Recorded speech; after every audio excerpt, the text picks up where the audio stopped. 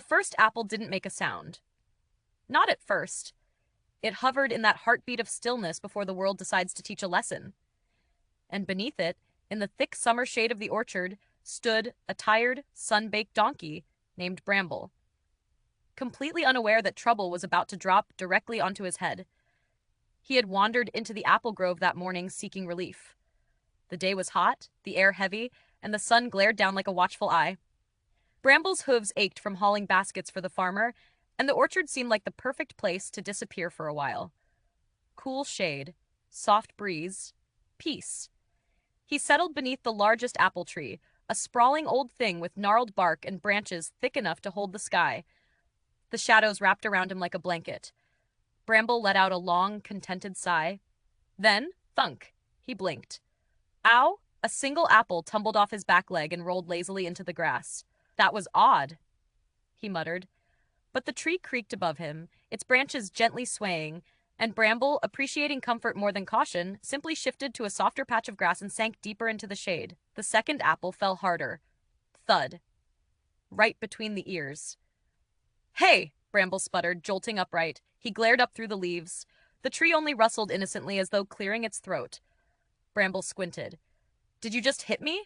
No reply. Only the soft drone of summer insects drifting through the orchard. He could have moved. Should have moved.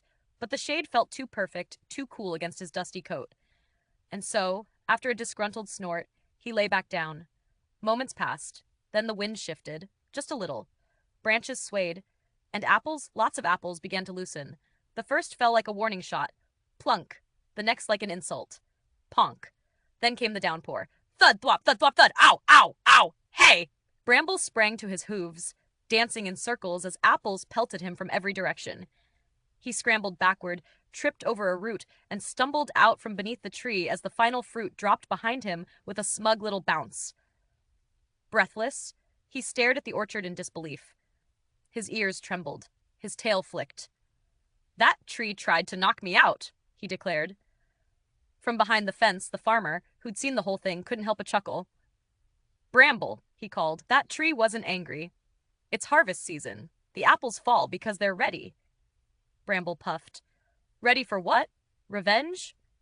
The farmer shook his head kindly. Ready to be useful. Shade is nice, but sometimes a comfortable spot comes with risks you don't see yet. Best to look up before you settle down. Bramble paused. The orchard stretched out before him, branches heavy, apples dangling like tiny suns waiting to drop. He suddenly understood. He trotted away from the big tree and found a gentler spot by a bushy hedge where no apples hovered overhead. The shade wasn't as perfect, maybe, but it was safe. And sometimes he realized, safe matters more than perfect.